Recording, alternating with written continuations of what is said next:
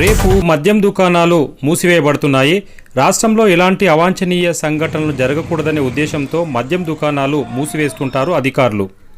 ఈ క్రమంలో తాజాగా శ్రీరామ నవమిని పురస్కరించుకొని హైదరాబాద్ జంట నగరాల్లో ఒకరోజు మద్యం దుకాణాలు బంద్ చేస్తూ అధికారులు నిర్ణయం తీసుకున్నారు. రేపు 17వ తేదీ బుధవారం మద్యం దుకాణాలు బంద్ కావాల్సిందే అంటూ అధికారులు ఆదేశాలు జారీ చేశారు. ఈ మేరకు హైదరాబాద్ సిపి ఆదేశాలను జారీ చేశారు. ఎవరైనా ఈ ఆదేశాలను బేఖాతరు చేసి మద్యం దుకాణాలు తెరిస్తే వారిపై కఠిన చర్యలుంటాయని, లైసెన్సులు కూడా రద్దు చేస్తామని ఆయన హెచ్చరించారు.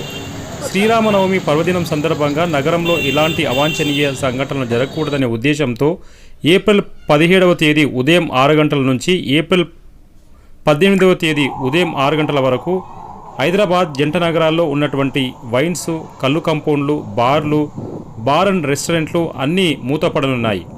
ఈ మేరకు హైదరాబాద్ సిపి కొత్తకోట శ్రీనివాస్ రెడ్డి పై ఆదేశాలను జారీ చేశారు.